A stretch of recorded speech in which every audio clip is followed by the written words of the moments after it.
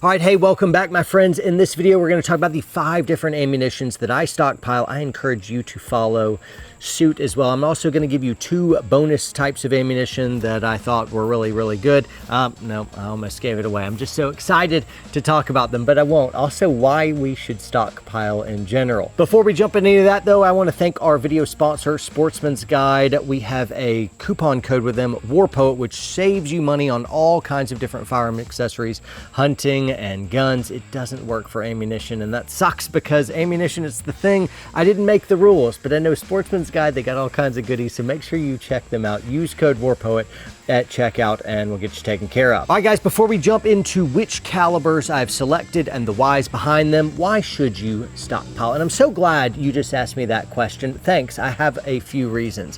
One is I think ammunition and guns in general presents a really good, stable currency. It's inflation proof. You can always sell it for more than you bought it for, unless some crazy ammunition shortage happens, and that's some weird thing. But generally speaking, it's a good place to park some cash and money. You can also use it to hunt. So there's a second reason. You can hunt and feed your family if all the grocery stores shut down and trucks stop moving on the interstate. So you can feed your family with it. 3, you can protect your family with it. That's a good thing. You have be able to do personal defense stuff. And a 4th thing, if you ever have to do some Patriot, no step on snake, mole on lobby kind of stuff, you're ready to outfit you and a bunch of friends.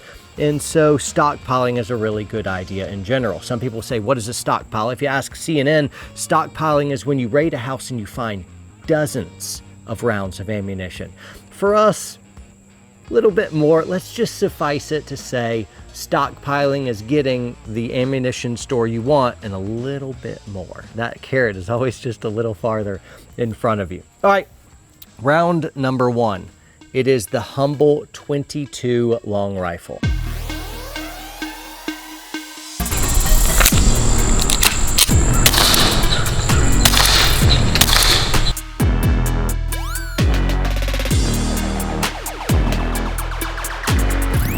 I love this round because you can buy a lot for not a whole lot of money. You can store it in a small area. You can carry it. You could put thousands of rounds in like cargo pockets. You'd look pretty goofy walking down the street, but you could do it. And this is good for hunting small game. So if you needed to feed your family in the woods or something, people right now are being like, what kind of crazy tinfoil hat, apocalyptic doomsday guy is this? I'm like, hey, I'm just me and I like this. And so back up off of me. I want 22 and I've got a lot of it, but I really like this caliber. It also allows me to solve problems that my other bigger and louder calibers can't really solve. Everywhere I go, I have a little silenced 22 pistol, and that allows me to be able to, I can shoot squirrels and stuff. If I had some kind of rabid animal that I wanted to off and I'm in a public place or neighborhood, I'm not telling you to break the law. I'm just saying you could do things that you couldn't do with really big booms, right? Also being able to kind of go asymmetric and shoot out lights around houses or whatever, and now people are always leaning in to wonder what nefarious intent I have. Hey, mind your own business. You could also use it for silent sentry removal, but quit judging me. The 22 long rifle is a really cool, versatile round, and it should be a part of anyone's stockpile. I'll put it here. Next round, and we're just going smallest to largest, is the 9mm.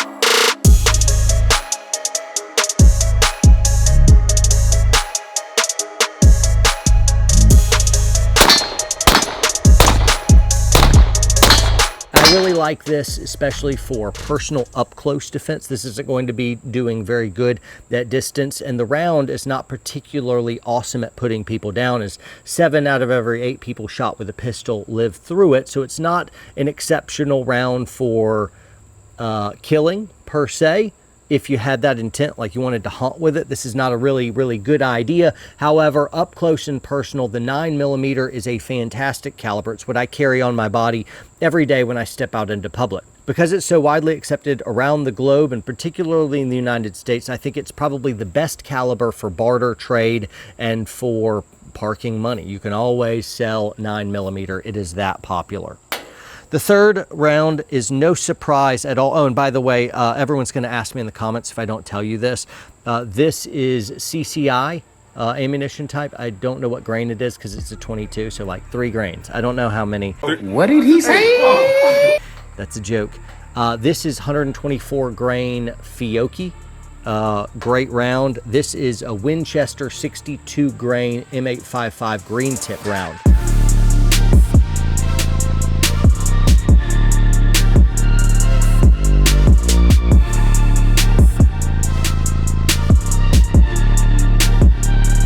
So Winchester, fantastic round.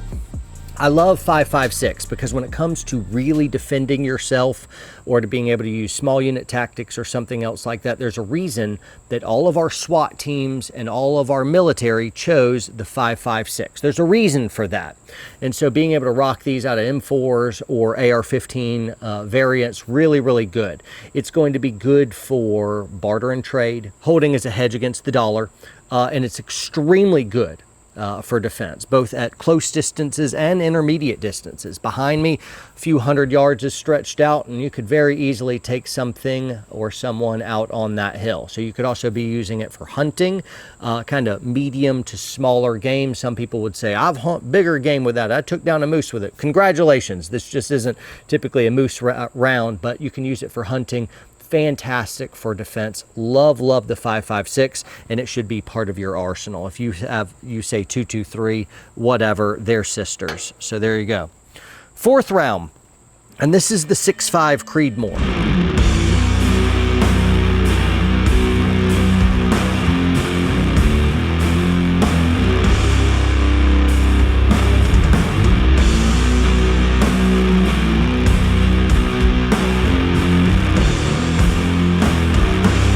This is for intermediate to a little bit bigger game. I'd feel very comfortable dropping deer or hogs with this. This is very good. You can also really reach out and touch someone at a longer distance with this. So I wanted something with a little bit more oomph, and that's this. It's not going to have nearly the put down power, something like a 338 Lapua or something else like that, but I really like the 6.5 Creedmoor, and there's a reason why Special Operations has been accepting 6.5 Creedmoor more and more and more. The 5th round is the 12 gauge.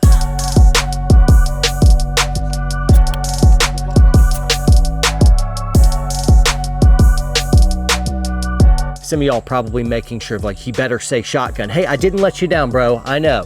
This is Super X by Winchester. Oh, this is 140 grain round by Winchester as well. Winchester Super X. This is 2 3/4 double-aught buck. Extremely good. I love shotgun because it's the most versatile gun in the world. You can shoot a bird out of the sky with birdshot. You can defend your family, put down men with buckshot, double-aught, triple-aught, whatever. You can put down a really big animal with a slug. You can use it for breaching structures. You can even use non-lethal rounds for riot control. So this is a 12 gauge, fantastic. Now, your bonus calibers. The 300 Blackout.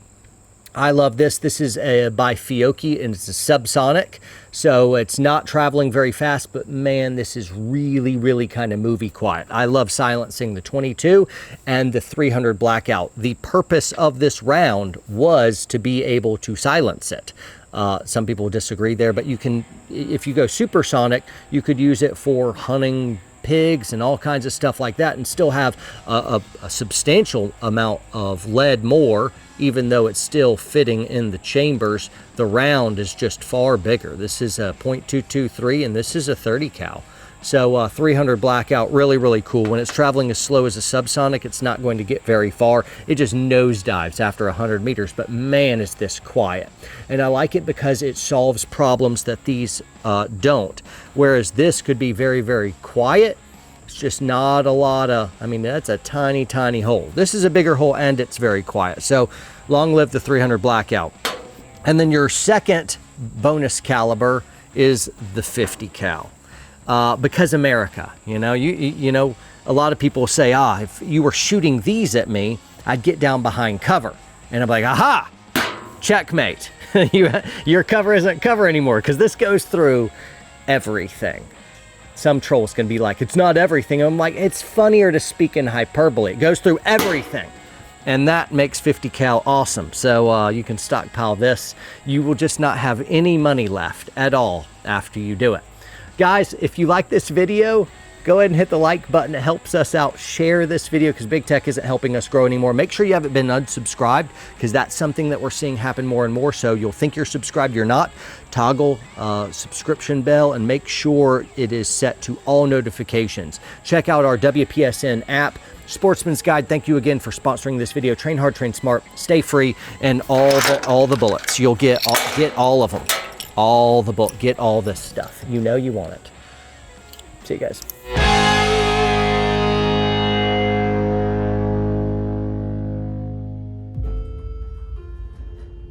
Today we have Jorge Elizondo, super tough. He's one of those guys who live for Brazilian Jiu-Jitsu. Yeah, with him we are gonna show some real scenarios.